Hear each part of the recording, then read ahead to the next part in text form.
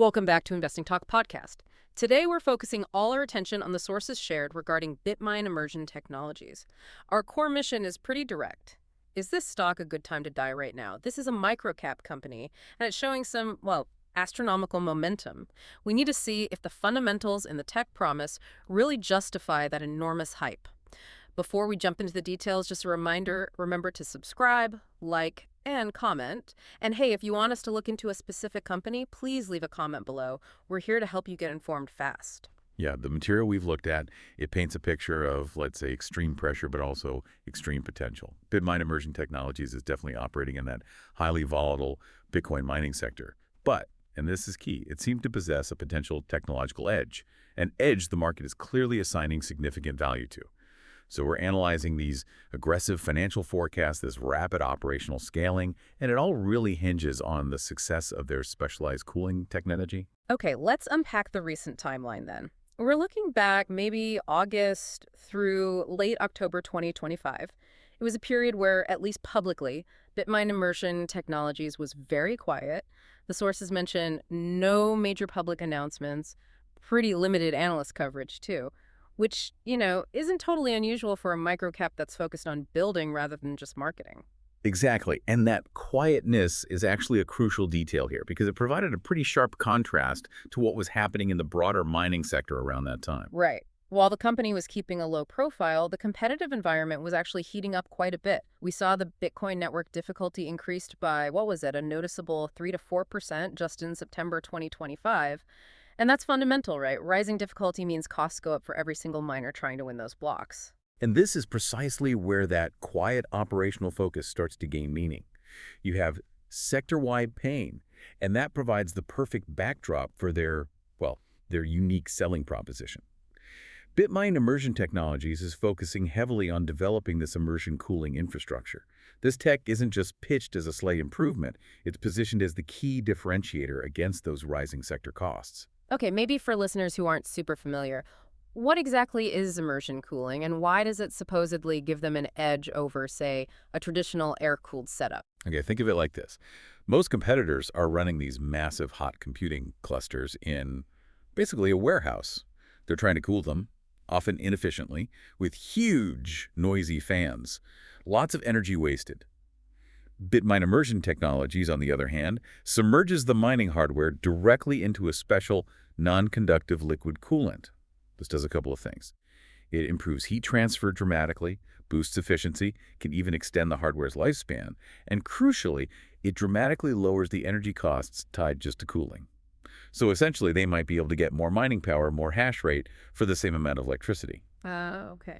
And that efficiency gap, it compounds really quickly when network difficulty keeps going up like it did.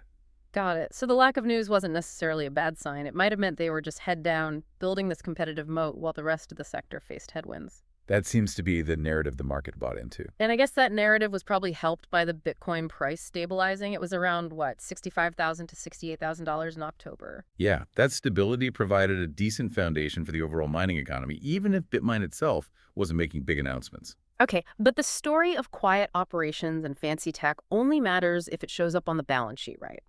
So let's look at the financials, because the growth numbers here, well, they're not just massive, they have to be massive to justify the company's current market profile. The figures are truly explosive. That's really what first caught the market's eye.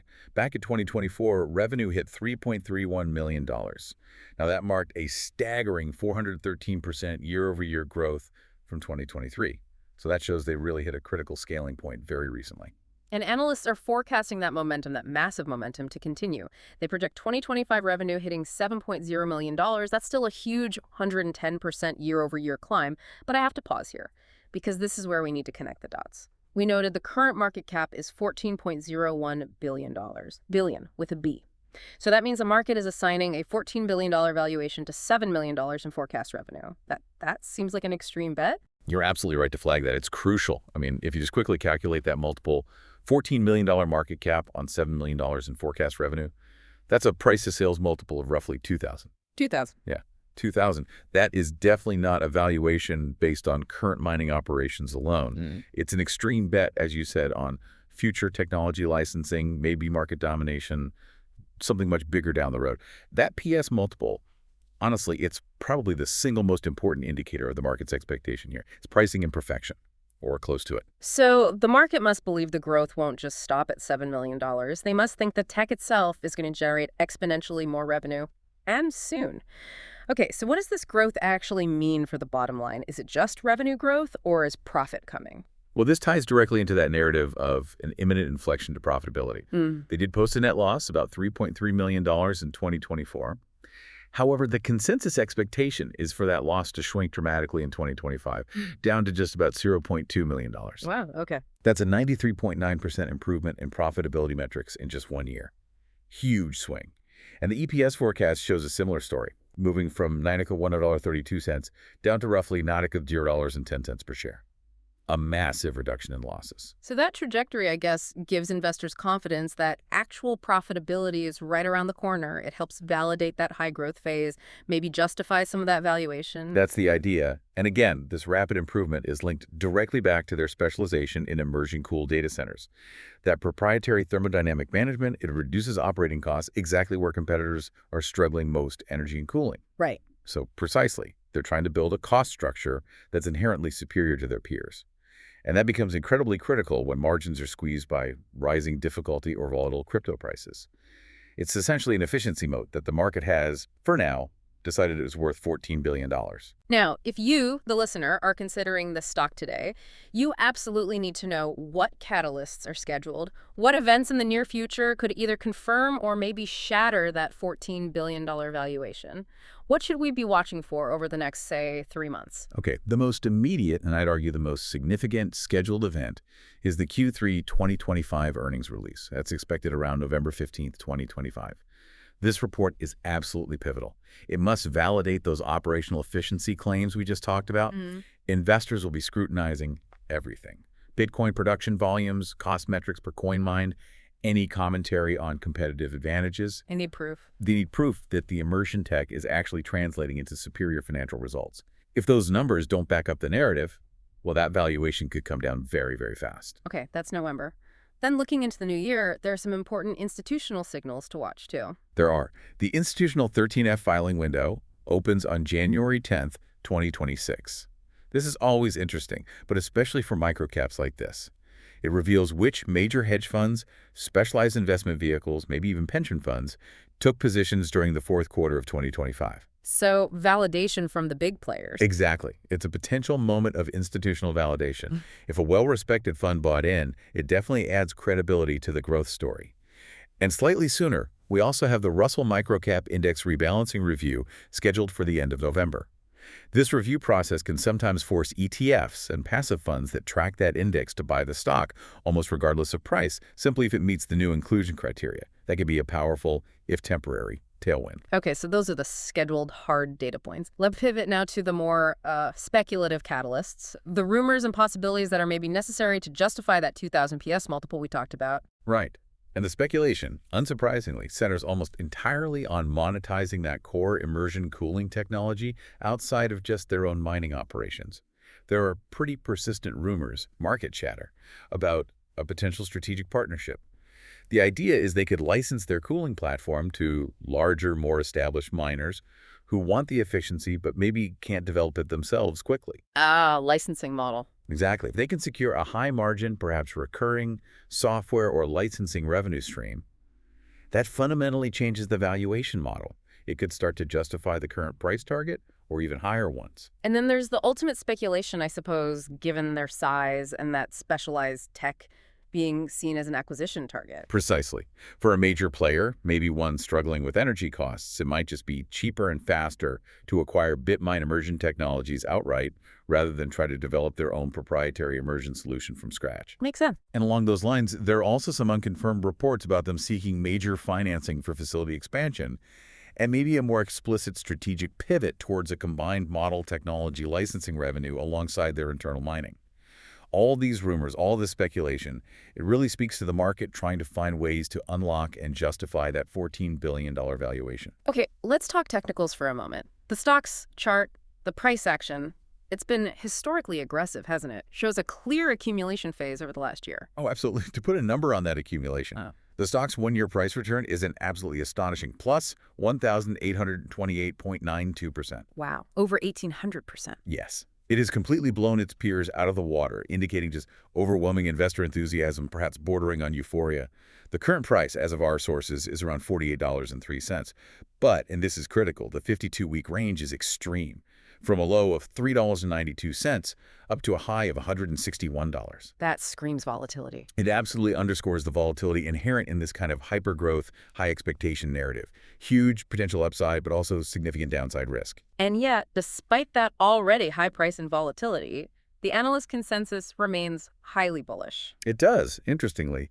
At least 6 out of the 7 analysts covering the stock rate as a buy.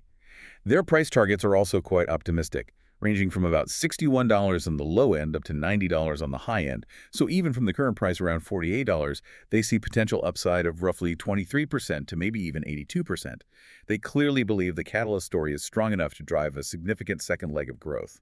Now, there was also a specific piece of insider activity mentioned that needs a bit of explaining, right? An insider named Jonathan Robert Bates. Yes, that's right. He executed a transaction involving 250,000 shares back in September. Which on the surface might look like selling, like he's getting out. It could look that way, but we need to understand the instrument used. It was what's called a prepaid variable forward. This is pretty nuanced.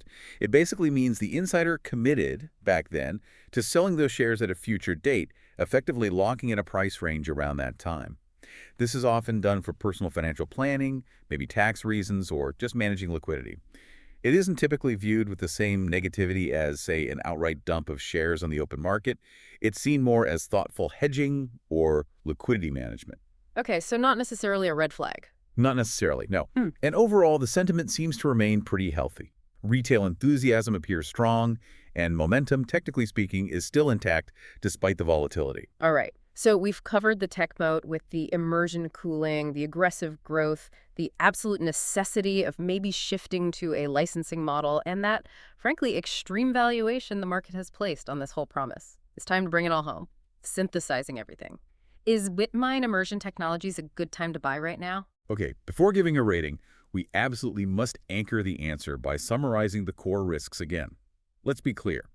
First, this company remains unprofitable, even though it's improving rapidly. That trajectory needs to be sustained, quarter after quarter, no slipping back. Second, there's massive exposure to crypto price volatility. A big downturn in Bitcoin or maybe Ethereum could seriously damage their stock price, regardless of how well they execute operationally. It's inherent cyclicality. Yeah, unavoidable in this sector. Unavoidable. And third, you can't ignore the sector risk from potential regulatory uncertainty. That's always hanging over crypto miners. Okay, risks noted. But weighing everything, synthesizing all the data we have, the accelerating financial performance, that technological differentiation which potentially provides a superior cost structure, and the multiple significant catalysts coming up soon. The outlook does appear undeniably bullish. We'd rate it maybe an 8.5 out of 10. The stock seems potentially attractive for both, perhaps short-term traders playing those catalyst events like the Q3 earnings, and maybe for long-term investors who are really banking on that technological leadership to eventually justify and grow into that high valuation. And perhaps a final thought for you, the listener, to consider. Given the high level of speculation swirling around potential licensing deals, potential acquisition, the absolutely critical question you need to ask yourself is this. Can Bitmine Immersion Technologies successfully translate its technical differentiation, that really interesting immersion cooling advantage, into demonstrable financial performance, either through their own mining becoming highly profitable or, perhaps more importantly for that valuation, by securing a major licensing deal? Can they do that before the next inevitable industry consolidation wave potentially forces their hand, maybe into selling too early or on less favorable terms? That upcoming Q3 earnings report in November, that's really the key moment where the reality of their performance has to start meeting that massive $14 billion expectation.